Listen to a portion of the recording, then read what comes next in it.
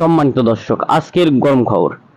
German রাষ্ট্রদূত ফিলিস্তিনে গিয়েছিল একটি জাদুঘর পরিদর্শনের জন্য এবং ওই জায়গায় হিজবুর তাদেরকে অনেক দৌড়ানি দিল এবং সে ওই জায়গা থেকে পালিয়ে আসলো। হিজবুররা তাকে কিসের জন্য দৌড়ানি দিল এবং এখন কি অবস্থা আমরা এই ভিডিওর মাধ্যমে দেখানোর চেষ্টা করব।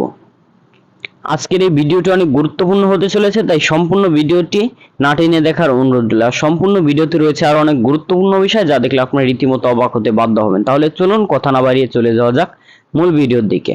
আর আপনি যদি আমাদের এই চ্যানেলে নতুন হয়ে থাকেন তাহলে অবশ্যই সাবস্ক্রাইব করুন বাংলাদেশের সর্বশেষ আপডেট খবর পাওয়ার জন্য এবং একটি লাইক দিয়ে দেখতে থাকুন সম্পূর্ণ ভিডিওটি।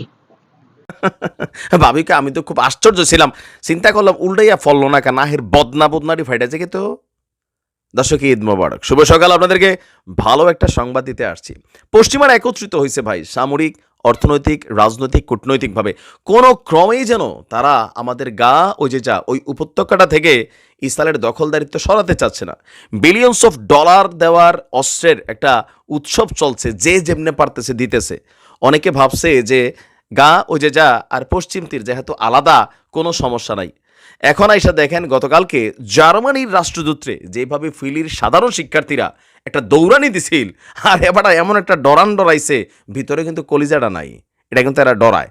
তো এই ডরানি দেখাতে যেমন দৌড় দিছে, সিঁড়ি মিড়ি দিয়া উল্টাইয়া পড়তে নিছিল, কোন রকমে যাইয়া তার সাথের বডিগার্ডরা তারে সেভ করছে। দর্শক, পশ্চিম তীর ফিলি রাষ্ট্রটা দুইটা ভাগে বিভক্ত। আমাদের বীররা রাজত্ব করে আর পশ্চিম তীরে আমেরিকা এবং তাদের মিত্রশক্তির যে কাঠপুতলি আছে, মানে মাহমুদ আব্বাস, সে কিন্তু এখানে আপনার রাষ্ট্র ক্ষমতায় আছে। বাট এই মুহূর্তে রাষ্ট্র ক্ষমতায় কেটার জন্য না, আম জনতার ফিলিংসটা উল্টাই গেছে।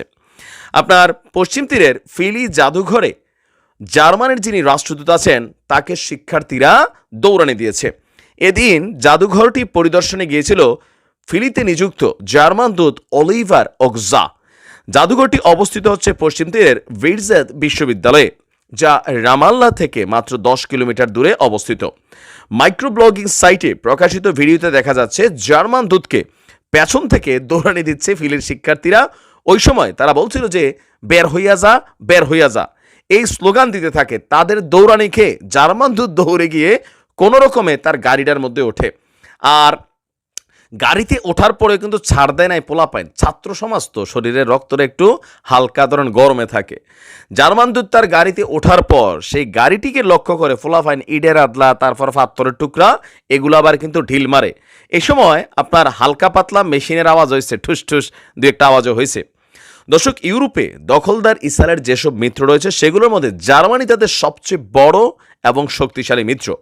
আর এই মুহূর্তে আপনার ইউরোপিয়ান কান্ট্রিগুলোর মধ্যে যারা একদম ফ্রন্ট লাইনে বসে জাতিসংঘের নিরাপত্তা পরিষদ বলেন, আন্তর্জাতিক পরিমণ্ডলে বলেন, মেশিনারিজ বলেন, টাকা বলেন, একটা প্রকাশ্যে সমর্থন বলেন, সব কিছু কিন্তু আমেরিকা যুক্তরাজ্যের পরে, ফ্রান্সের পরে, ফ্রান্সের আগে আমার ধারণা জার্মানের একটা অবস্থান আছে।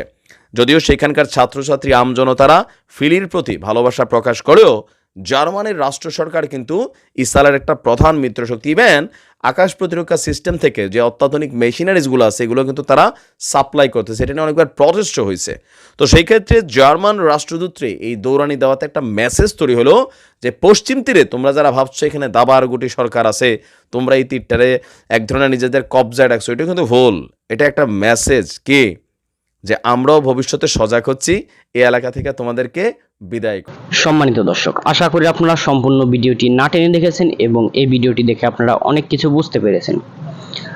আর আপনার যদি এই ভিডিওর উপর কোনো গুরুত্বপূর্ণ মতামত থেকে থাকে তাহলে অবশ্যই কমেন্ট বক্সে জানান। আর আজকের ভিডিওটি এই পর্যন্তই, আবার দেখা হবে অন্য কোনো নতুন ভিডিওতে। ততক্ষণ সুস্থ থাকুন, ভালো থাকুন, আল্লাহ হাফেজ।